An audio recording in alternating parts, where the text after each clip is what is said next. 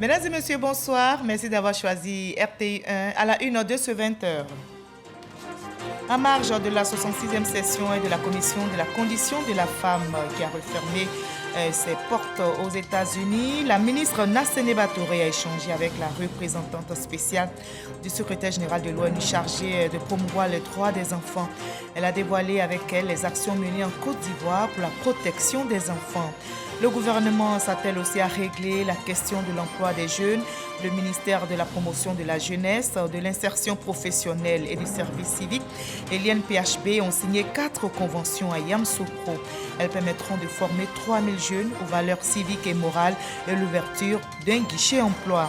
Le futur CHU de San Pedro, bientôt opérationnel. Le ministre de la Santé, de l'Hygiène publique et de la couverture maladie universelle était en visite dans la région. Pierre Dimba annonce l'inauguration de cet établissement hospitalier ainsi que l'hôpital général de Meyagui dont les travaux avancent bien.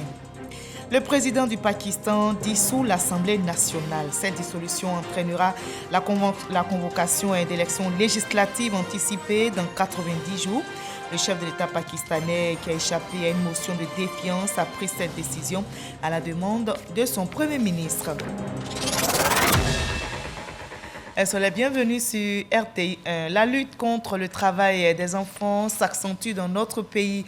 Plusieurs actions sont menées pour la promotion de leurs droits. La ministre Nasséné Touré, justement en mission aux États-Unis récemment, a présenté le plan de lutte. Elle a évoqué avec la représentante spéciale du secrétaire général de l'ONU chargée de la question des violences des enfants, Ami Sissoko, depuis les États-Unis d'Amérique.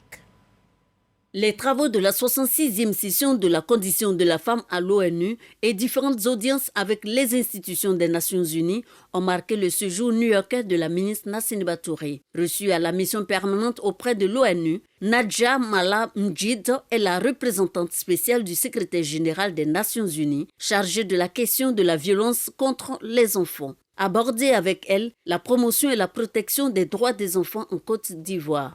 Nous avons mis en place un comité spécial depuis 2012, le CNS, qui est le Comité national de surveillance des actions de lutte contre la traite et l'exploitation et le travail des enfants. La traite des enfants à laquelle on assiste, c'est celle qui est sous-régionale, subsaharienne.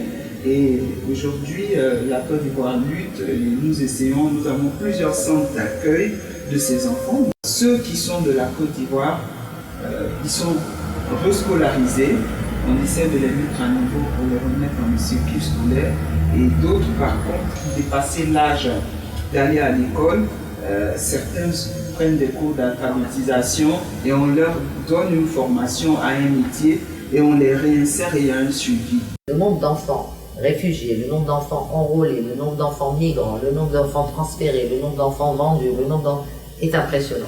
Quand on les voit comme des acteurs et quand on leur donne les moyens, c'est fou ce que ça change. Donc c'est possible.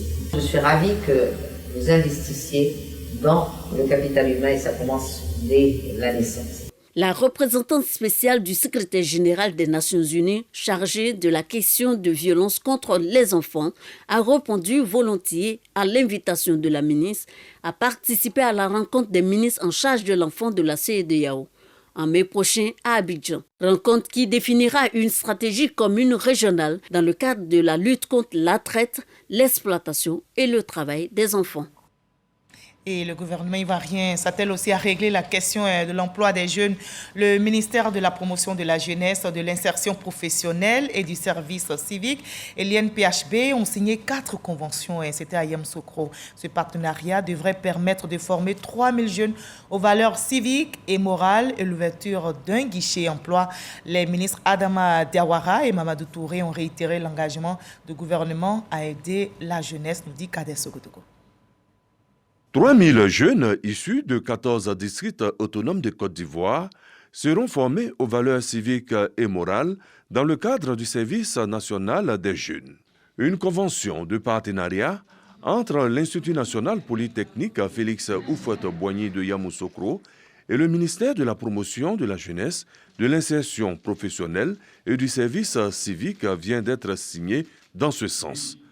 L'INPHB, qui est une référence en Afrique en matière de formation d'ingénieurs et de techniciens, vient ici apporter son expertise en soutien aux jeunes Ivoiriens.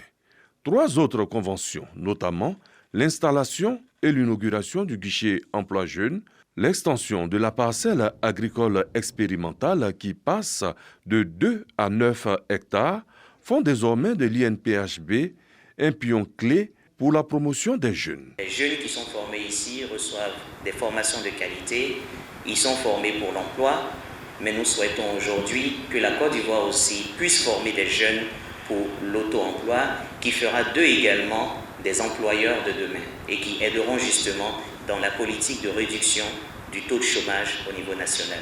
Les ministères concernés, représentés au plus haut niveau, réitèrent la volonté du gouvernement d'œuvrer pour le bien-être des jeunes Ivoiriens. J'ai décidé, donc avec mes équipes, de la mise en place d'une ligne de financement qui ira jusqu'à 200 millions de francs CFA par an pour permettre donc à ces jeunes issus de l'INPHB qui sont porteurs de projets et qui ont besoin d'un accompagnement financier d'accéder à ces financements. Les structures d'enseignement supérieur et de recherche scientifique ont peut-être 2 missions principales. C'est l'enseignement. Il y a aussi que ces structures-là ont une vocation, ont une mission, c'est le service à la communauté.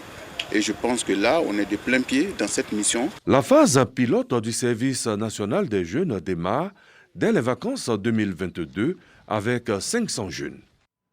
Des efforts sont consentis également dans le domaine agricole. Le prix du kilogramme de cacao pour la campagne intermédiaire a été fixé à 825 francs CFA. C'est le même prix déterminé lors de la campagne principale. L'information est bien accueillie par les producteurs. Ils y voient là une prise en compte par le gouvernement de leurs revendications pour un revenu décent. Jean-Luc Bambo.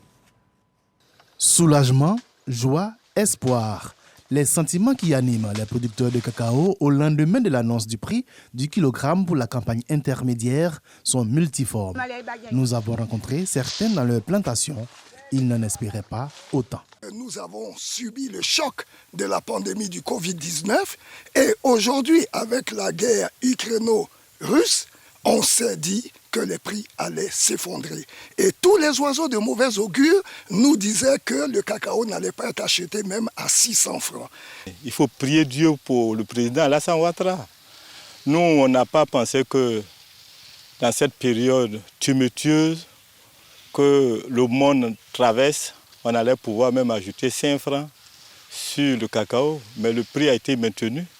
Donc il faut le remercier parce qu'il pense au monde agricole et surtout le monde café-cacao. Pour Dame Eliane Nguessan, membre d'une coopérative de producteurs et de petits transformateurs de cacao, ce prix va certainement booster les activités. Comme le prix n'a pas changé, nous pouvons encore travailler davantage dans le domaine de la transformation. Nous pouvons encore travailler et épauler nos maris dans nos foyers. Une satisfaction que ces producteurs voudraient bien traduire en une journée hommage au chef de l'État, Alassane Ouattara. Notre manière à nous de nous faire savoir qu'on est content de tout ce qu'on vient d'attendre, nous allons organiser une journée de hommage due à son rang. Pour veiller au respect de ce prix, mais également assurer la traçabilité du cacao ivoirien, le Conseil Café-Cacao a institué une carte du producteur dont la distribution se fera au cours de cette campagne intermédiaire. Le Conseil de l'Entente s'inscrit dans une nouvelle dynamique. Le secrétaire exécutif de l'institution sous-régionale continue sa tournée auprès des chefs d'État de 5 pays membres. Marcel Amontano a été reçu en audience à Niamey par le président du Niger, Mohamed Bazoum. Ils se sont accordés sur la nécessité de la mise en place d'un cadre permanent de concertation politique entre les chefs d'État de 5 pays membres pour trouver des solutions durables aux défis de la sous-région. Michel Digré. Redynamiser le Conseil de l'Entente et faire en sorte que ses missions soient mieux perçues et pertinentes vis-à-vis des autres organisations telles que la CEDEAO et l'UEMOA. C'est tout l'intérêt de l'entretien entre le président du Niger, Mohamed Bazoum, et Marcel Amontano, secrétaire exécutif du Conseil de l'Entente. Nous avons insisté auprès du président de la République sur la nécessité d'une concertation permanente politique entre les chefs d'État. C'est le socle du Conseil de l'Entente. Le Conseil de l'Entente, c'est quand même 5 pays sur 8 de l'UEMOA. C'est donc plus du 2 tiers de l'UEMOA. C'est 5 pays sur 15 de la CEDEAO. C'est 1 tiers des pays de la CEDEAO. Donc une concertation permanente, l'union faisant la force entre ces États-là, préalablement au sommet de ces institutions, renforcerait le Conseil de l'entente. Les impacts du terrorisme dans le Sahel ont également été abordés. La situation humanitaire est inquiétante. L'insécurité alimentaire touche quand même plus de 3 millions de Nigériens. Et le président de la République a accepté de nous accompagner dans notre préoccupation d'approcher les institutions internationales telles que le CICR, l'OIM, le PAM, pour que l'appui humanitaire de ces institutions-là auprès du Niger soit renforcé. Cette audience avec le président du Niger intervient après celle accordée par le chef d'État du Faso à Marcela Montano dans le cadre de l'explication de sa feuille de route après sa nomination au secrétariat exécutif du Conseil de l'Entente. Voilà, l'union fait la force et la paix fait le lien du développement. Le médiateur de la République, justement, effectué ce week-end une tournée de paix et de cohésion sociale dans la région du Hambol. Il a installé officiellement à Katiola le médiateur délégué de cette région. Adama Tungara appelle toutes les populations du Hambol à une franche collaboration avec leur médiateur délégué afin de construire la paix, nous dit Chaltatou. La délégation de la médiature ayant en charge le règlement des conflits des régions de Gbeke et du Hambol est désormais scindée en deux. La scission permet à l'institution de médiation de se rapprocher des populations. Elle donne occasion donc au Hambol détaché de Gbeke d'avoir elle aussi sa délégation. Le médiateur de la République, patron de l'institution, Adama Tungara, y est allé en visite de travail. Objectif, informer et sensibiliser la population de la région sur les attributions, l'organisation et la procédure de saisine du médiateur de la République. De même, expliquer les missions du médiateur délégué. Adama Tungara a procédé également à l'installation officielle du médiateur délégué du Hambol et l'ouverture des locaux de la délégation. Je ferai tout pour être à la hauteur de la tâche que vous avez voulu me confier. Je suis sous votre commandement, ordonné seulement, et j'ai exécuté. Nous sommes très heureux d'être venus constater que la cohésion sociale ici dans le Hambol est un état de fait. Et la présence du nouveau médiateur délégué ne servira qu'à consolider donc la cohésion sociale à laquelle nous attachons un prix important. Plusieurs cadres de la région, avec à leur tête le ministre des Mines, du Pétrole et de l'Énergie, Thomas Kamara, ont pris part à la rencontre. C'est une marque donc de considération pour nous, région du Hambol. Nous étions, on va dire, fusionnés à la région du Gbeke. Aujourd'hui, donc, il nous installe notre médiateur délégué et nous voulons vraiment lui dire merci. Avec l'ouverture du siège local du Hambol, l'institution, le médiateur de la République, dispose de 14 délégations de médiation à travers le pays. Les populations de San Pedro peuvent aussi se réjouir de la paix dans leur région, mais aussi de leur futur CHU qui sera bientôt opérationnel. Le ministre de la Santé, de l'Hygiène publique et de la couverture maladie universelle était en visite dans cette région. Pierre Demba annonce l'inauguration de cet établissement hospitalier ainsi que l'hôpital général de Meyagui, dont les travaux avancent très bien, nous dit Sam Kona. Bâti sur une superficie de 5 hectares, l'hôpital général de Meyagui a une capacité d'accueil de 110 lits, avec un plateau technique de dernière génération. Et il est composé de 14 blocs principaux et d'une station d'épuration. Non, je suis très contente à cause de l'hôpital. Je suis heureuse, je suis prête. Vraiment, nous sommes fiers et nous sommes très contents. Vous voyez même là à l'entrée. On n'a même pas parlé de l'inauguration, mais derrière le monde qui est là. D'un coût global de plus de 2 milliards de francs CFA, la construction du nouvel établissement sanitaire de Meyagui entre dans le cadre du programme hospitalier 2018-2020 du gouvernement. En visite de travail pour s'assurer que l'hôpital est fin prêt pour accueillir les premiers malades, le ministre de la Santé, de l'Hygiène publique et de la couverture maladie universelle, Pierre Demba, accompagné de son collègue Alain Richard Donwayi, en charge des eaux et forêts et par ailleurs président du conseil régional de la Nawa, annonce l'inauguration par le Premier ministre. Vous avez pu voir à quel point il n'y a plus besoin d'aller à Abidjan se faire soigner. Le ministre des eaux et forêts, moi-même, sont venus en visite préparatoire, donc la visite que va effectuer le chef du gouvernement, au nom du président, pour donc offrir ces hôpitaux qui sont en construction à la population. Cet hôpital est complètement terminé, les équipements sont de pointe, l'aménagement répond aux normes, les professionnels ont été affectés et donc nos parents peuvent être assurés qu'ils bénéficieront des soins de qualité. Ce nouvel établissement sanitaire de Miyagi contient entre autres les services d'urgence, les consultations externes, d'imagerie médicale, de blocs opératoires et d'hospitalisation. On améliore aussi notre cadre de vie. L'ONAD, l'Office national de l'assainissement et du drainage, vient d'installer une station de traitement des boues de vidange du côté de Boaké. Un coût de réalisation 1,7 milliard de francs CFA. La station a été mise en service. Il est question de préserver l'environnement des déversements anarchiques des boues de vidange. Quoi de comme Jean de Dieu? Les membres du conseil d'administration de l'ONAD, Office national d'assainissement et de drainage, à la station de traitement de boues de vidange de Boaké. Les administrateurs viennent s'enquérir du fonctionnement de cette station mise en service depuis le 21 octobre dernier. D'une capacité de 350 m3 jour, cette station offre aux sociétés de vidange l'opportunité de dépoter les produits de vidange des fosses septiques des ménages. Après 6 mois d'activité, le bilan est jugé satisfaisant. Après cette visite, on peut dire que nous sommes sur le bon chemin, puisque sur un espace d'1,5 hectare, nous avons constaté les installations qui sont effectivement achevées, qui sont utilisées. Aujourd'hui, on dénote près d'une vingtaine de camions par jour et qui progressent parce que l'objectif, c'est d'atteindre le niveau de 250 m3 jour. Cette station est un cadre approprié pour préserver l'environnement de la ville de Boaké des déversements anarchiques des boues de vidange, d'où cet appel du ministère de l'Assainissement et de la Salubrité aux populations. L'ONAD a organisé aujourd'hui le secteur des vidanges. Il ne faut pas que nos parents vidangeurs s'écrivent pour enlever les boues de vidange des domiciles et aller rejeter dans la nature.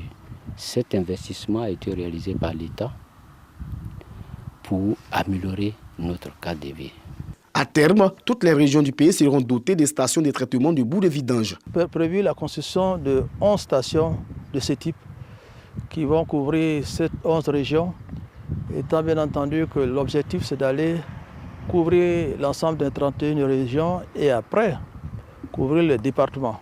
Cette visite de terrain est précédée par un conseil d'administration tenu à Boaké en prélude à l'inauguration officielle de la station. Le Ramadan 2022 en Côte d'Ivoire a débuté. La communauté musulmane est en jeûne depuis hier samedi 2 avril. C'est aussi un mois de partage. La maire de la commune d'Abobo, Kandia Kamara, a fait des dons à la communauté musulmane d'Abobo. Ce sont des vivres composés de sucre et de riz, des dons du conseil municipal pour traduire toute la solidarité aux musulmans qui abordent la période de jeûne. Ralil Diomondé, Franck Audio. Des vivres pour la communauté musulmane de la commune d'Abobo. Ce sont au total 41 tonnes de sucre et 13 tonnes de riz pour traduire la solidarité du conseil municipal aux différentes familles dans cette période de jeûne. Ces dons remis par Kandia Kamara, autorité municipale, viennent alléger bien de charges et sont accueillis avec soulagement. Nous sommes très heureux. Cela va endoucir les difficultés que nous rencontrons dans le mois de Ramadan. Nous continuerons de prier pour elle, pour la municipalité, mais également pour notre beau pays, la Côte d'Ivoire, qui est dirigé par le président de la République, El Hadj Alassane Ouattara, afin que Dieu les inspire et Dieu les guide et que Dieu facilite les nobles tâches qui leur sont confiées et que cela réjaillisse sur la population ivoirienne tout entière. Mois du Ramadan, mois d'adoration, mais surtout mois de partage et d'amour, la donatrice invite les populations à prioriser le vivre ensemble. Je voudrais, au nom de tout le conseil municipal et de tout le personnel de la mairie, vous dire combien de fois nous sommes heureux de pouvoir poser l'acte que nous posons aujourd'hui. Parce que c'est prescrit ainsi dans le Saint-Coran. Ce que tu as, tu partages avec l'autre. Quelle que soit la taille, quelle que soit la quantité. L'année dernière, la communauté musulmane recevait à la même période des dons. Le conseil municipal d'Abobo s'engage à renforcer les initiatives dans ce sens. Et ce jeune musulman coïncide avec le carême des chrétiens catholiques. Le ministre-gouverneur Robert Begré-Mambé était justement hier samedi dans les locaux de Caritas à Angré, 7e tranche dans la commune de Cocody. Il est allé remettre les dons en vivres du président de la République à la communauté catholique qui a entamé, je rappelle, son jeûne de 40 jours depuis le 2 mars. Issa Chonayo. Le ministre-gouverneur Robert Begré-Mambé dans les locaux de Caritas, institution de l'Église catholique pour les aides sociales et de promotion humaine, à Angré, 7e tranche. Ici est rendu pour faire le don des vivres du président de la République, Alassane Ouattara, aux chrétiens catholiques qui ont entamé leur carême depuis le mercredi 2 mars 2022. Le président a demandé que nous soyons très proches des populations. Nous sommes venus les saluer et les encourager. Les enfants d'Abraham sont en jeûne. Les musulmans sont en jeûne, les catholiques sont en jeûne. Donc, le corps d'Abraham est en jeûne. Nous sommes venus leur apporter notre soutien parce que c'est une période qui favorise la proximité avec Dieu et qui nous indique que cette proximité doit être permanente. Bien sûr, il y a des pics dans l'année, mais de tout le long de l'année, nous devons être en proximité avec Dieu et c'est ce que nous sommes venus exprimer auprès de nos frères et sœurs ici. Un geste fortement apprécié par les responsables de Caritas Côte d'Ivoire. C'est vraiment, je dirais, un ouf de soulagement pour une cible de la population vulnérable. Savoir que la souffrance, ce n'est vraiment pas une fatalité. Dieu suscitera toujours des personnes généreuses pour répondre à leurs besoins. Le district autonome d'Abidjan envisage de collaborer avec Caritas en vue de promouvoir la valeur humaine et la charité.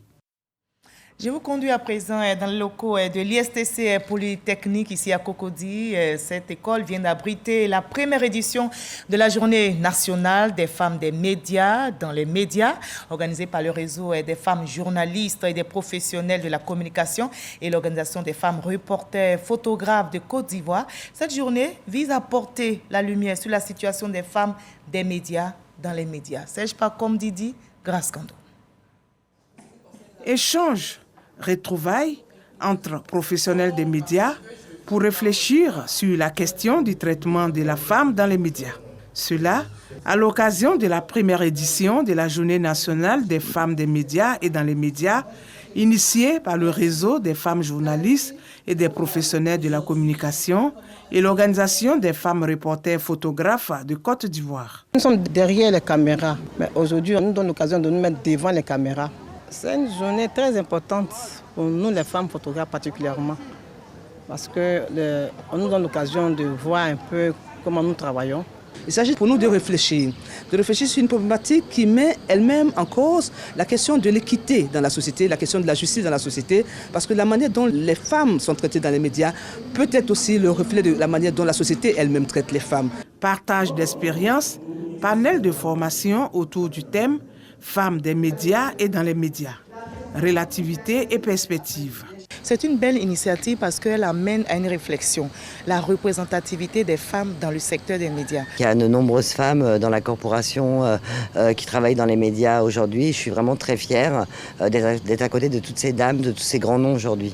C'est toujours important, surtout si c'est pour organiser des formations, parce que le renforcement de capacités dans le monde professionnel est important, surtout ces métiers d'apprentissage. Porter la lumière sur la situation des femmes des médias et de la communication et des femmes en général dans les contenus médiatiques est l'objectif clé de cette journée des femmes des médias et dans les médias. Et on continue de célébrer les femmes sur tous leurs droits. Justement, la Journée internationale des droits des femmes a été célébrée du côté de Saint-Fra et c'est une première dans cette localité. L'initiative est d'Abiba Sanogo, connaît cadre de Saint-Fra. Les femmes ont été sensibilisées sur leurs droits. Ralil Diomondé, Jamagaki. Ambiance festive ce matin à Saint-Fra. Ces femmes célèbrent à l'unisson la Journée internationale des droits de la femme. À leur côté, Abiba Sanogo, cadre de Saint-Fra. Elle honore ces braves dames pour leur dévouement et leur leadership. Des honneurs matérialisés par la remise de présents. Outre le caractère festif, Abiba Sanogo a saisi l'occasion pour entretenir les femmes sur le message fort que revêt le thème de la 45e journée internationale des droits de la femme, notamment l'égalité des chances pour un avenir durable en Côte d'Ivoire. Égalité des chances, ça veut dire que toi, femme de Saint-Franc, que l'État de Côte d'Ivoire a prévu tout pour toi. Que tu puisses aller à l'école ou mettre ton enfant à l'école. Toi-même, tu peux te soigner. Tu peux également soigner tes enfants. Parce qu'il a créé les hôpitaux pour ça.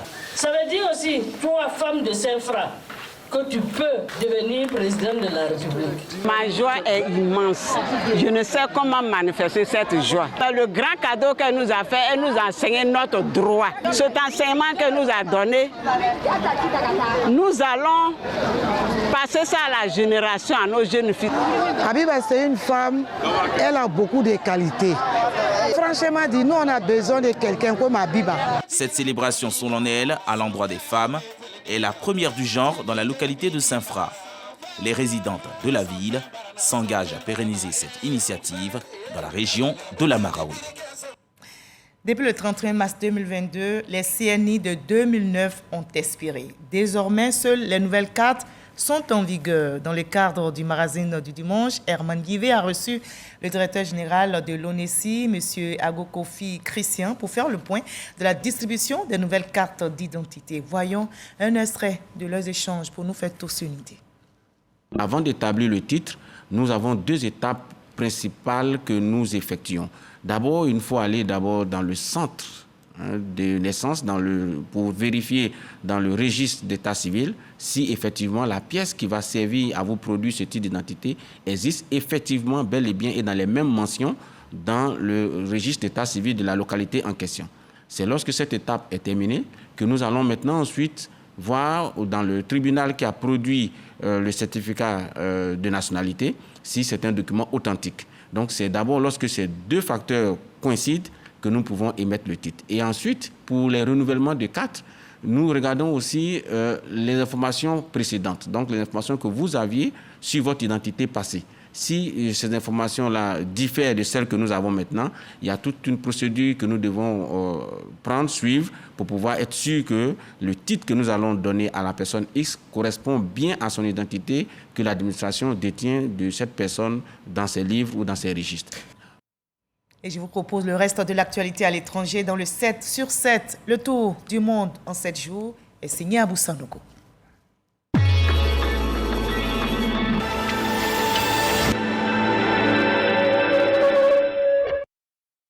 L'ancien conseiller économique de Donald Trump, Peter Navarro, et Dan Scavino, en charge des réseaux sociaux, tous deux étaient assignés à comparaître devant la commission parlementaire chargée d'enquêter sur l'assaut du 6 janvier 2021, en raison de leur refus de témoigner dans l'enquête. 8 casques bleus sont morts dans un crash d'hélicoptère de la MONUSCO, la mission onusienne en RDC. L'appareil s'est écrasé dans l'est du pays, dans une zone où depuis quelques jours, d'intenses combats opposent les forces armées congolaises et les rebelles du M23. Les deux camps s'accusent mutuellement d'avoir abattu l'appareil. L'ONU exige des enquêtes sérieuses et la vérité sur les crashs. La Corée du Nord n'a pas lancé de missiles monstres, contrairement à ce qu'elle a affirmé le 25 mars. Selon l'armée sud-coréenne, il s'agissait du même missile balistique intercontinental que celui testé à Pyongyang en 2017. Dans un communiqué, le président du groupe rebelle du Conseil du commandement militaire pour le salut de la République a annoncé suspendre sa participation aux discussions pré-dialogue à Doha. Le Conseil accuse la junte militaire au pouvoir de fourberie, tandis que la décision est contestée au sein même de sa délégation présente pour les discussions qui ont débuté depuis 2 semaines. Jean-Claude Kassibrou, le président de la commission de la CEDEAO et des techniciens sont à Ouagadougou, dans la capitale du Burkina Faso, depuis vendredi, et ils sont venus pour des travaux en vue d'obtenir une libération du président déchu, Roch Marc Christian Kaboré, et un chronogramme raisonnable de la transition. Des forces aériennes et terrestres ont mené une opération entre le 23 et le 31 mars dans la région de Moura, présentée par l'armée comme un bastion de groupes djihadistes. L'armée malienne a annoncé samedi avoir tué plus de 200 djihadistes lors de cette opération. Le président du Pakistan, Arif Alvi, a annoncé la dissolution de l'Assemblée nationale.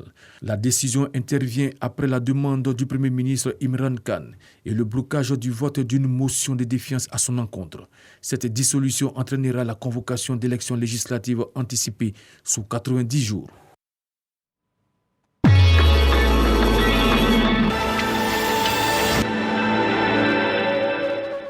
Et voilà, ainsi va le monde. L'actualité revient à 23h avec Abdoulaye Koné. Demain 20h, retrouvez Kolo Klubali. Et moi, je vous dis à très bientôt.